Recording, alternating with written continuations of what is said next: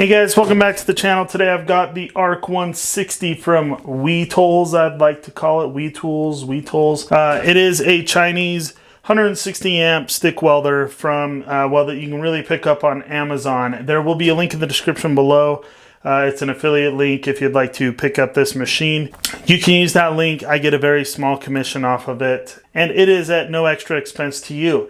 Now, I want to preface this whole video by letting you know that I am not a great stick welder, and I really am pretty good at flux core welding and MIG welding. I'm okay at. I pretty much have all 110 volt welding experience because I've never had a 220 volt outlet to hook up in any shop of mine. But I'm sure a lot of people out there looking at this machine only have access to 110 volt power. Maybe you do have 220 volts. But I just want to say that I have been practicing on this machine before I made this video because, like I said, I'm not a great stick welder, and I've just been doing some flat welds on a piece of 1/8 inch material. Some of them look okay. I definitely still struggle at running straight beads, so they're a little bit burned. I was running it a little bit hot. I turned it down here. So two more things I need to mention before we get into the rest of the review. Know that this is not a longevity review, and I don't mean the longevity brand of welding machines. I mean that I have maybe ran a total of 10 different, maybe 6-inch beads with this machine in my time owning it. And because I'm just not much of a stick welder and I have other machines, I'm probably not going to hang on to this machine long and do a lot of fabrication with it or welding jobs to make sure that it is a good, durable, long-term machine. The second thing is that this machine was sent to me by this company, so you should know that, but I'm going to try to be as unbiased as I can. I do a lot of welding on this channel, but almost none of it is stick welding, and so you need to just take that for whatever it is worth. All right, so let's go over cosmetics. That's something I always cover in every review. It looks pretty good. I think it's very tastefully branded here with the WeTols brand. There is this power switch on the back like most of these have. I'll go ahead and turn that on, but just so you know, this thing is always running with a fan when I turn it on. So hopefully that doesn't interrupt too much of what I say from here on out. See, as soon as you turn it on, that fan starts running. So you'll notice a digital display here. It's at 89 volts right now. That's what I've been running this at. Keep in mind, I'm running this on 110 volts. So it took some dialing in because I didn't actually know what exactly I was going to be running at, because this is a 220 volt machine that is dual voltage and can run on 110 and 220 volts. So I wasn't 100% sure where exactly I was at voltage wise based off the display. So I think the display is going to be most accurate running it off of 220 volts, because this electrode is a 60 to 90 amp electrode, so it should be running pretty good right around the 75 amp range depending on what we're doing. It has this infinity dial here. I haven't decided. Yeah, okay, so it's not infinity. It technically does stop, but it controls the power that you are putting through your electrode down onto the table. Then, of course, actually a pretty decent ground clamp for a $99 welding machine. That's what this thing sits at right now as I make this video. I'm pretty pleased at that price. I mean, $100 to be able to put some metal together, you know, depending on what you need to do. With actually, like I said, a pretty decent ground clamp. And of course, DINS plugs. That's one of the really nice things about this machine, which most of these Chinese machines do come with these days. Most welding machines in general, I want to say, are going to come with these DINS plug leads. But that makes it to where you can change your polarity, run it on DC positive, electrode positive, or DC electrode negative. And this is a DC only machine. I would say, as far as I know, but they're not going to make an AC DC $99 stick welder. So it's definitely going to be a DC inverter stick welder. You can tell by its size. So you have some ventilation here as well as on the back. There's a fan screen on the back. And then the rest of it is just sheet metal covering the internal power components. And that's pretty much all there is to know about it. I imagine that this thing's limits is like 1/8 inch rods. Maybe you could go 5/32 thickness rods and do okay with those at 160 amps. I just really don't know, because I'm not able to run it that way on 220 volts. But 3/32 rod on 120 volts is going to be a pretty good rod to run at a pretty good power. And you're going to be able to put together, I'm guessing, most things up to about 1/8 inch, maybe a little bit thicker. But let's go ahead and get welding. I'll do a few welding examples for you, and I'll just preface those by saying, just know that I'm not the greatest stick welder. Don't take this as me talking myself down. Take this as me just wanting to make sure that you know that I have limitations in my welding. I've got a 7014 3/32 rod here. I'm going to run one bead in electrode positive and one bead in electrode negative, and just compare them on this first piece.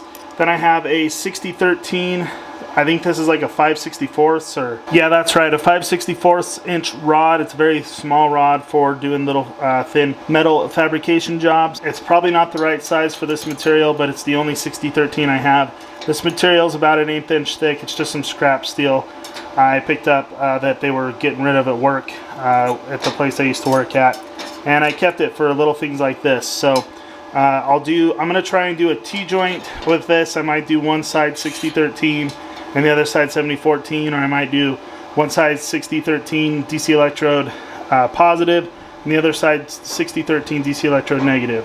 We'll find out. This is all going to be on 110 volts, and with the 7014 I found 82 volts on this machine. Seems to run pretty good.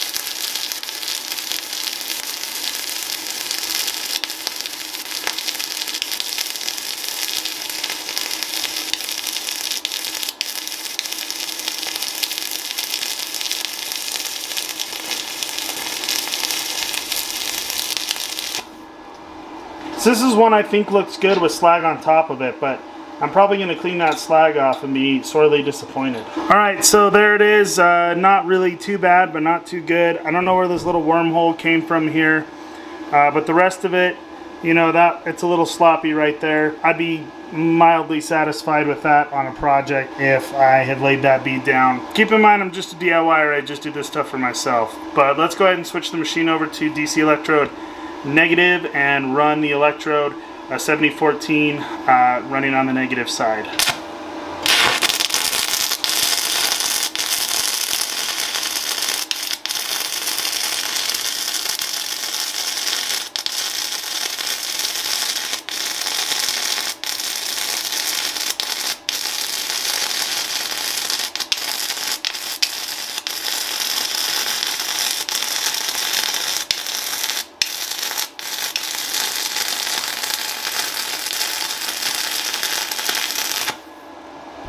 One thing kind of surprising about that is definitely more so than the DC electrode positive, I had to really kind of jam the stick down in the puddle.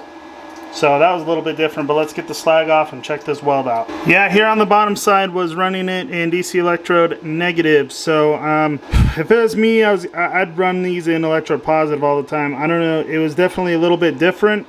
I wasn't expecting it to be so different, but I ran out of rod there at the end. But yeah, this is what I did here on the bottom. Got pretty thin there, kind of an ugly little weld, but let's go ahead and switch to the 6013 and do a T-joint.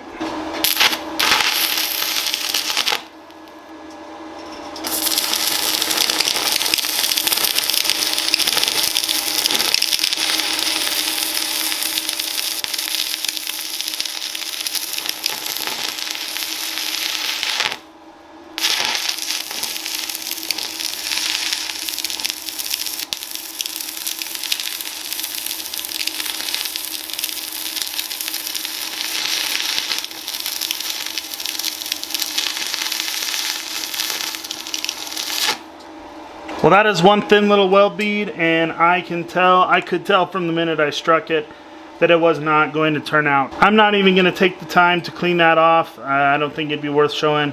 So I'm going to clean this side off a little bit better and run another one. Alright, we're on the back side now, and I turned it down to 52 amps.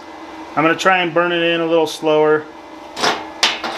run it a little bit differently and see if I can't get a decent weld here with the T-joint.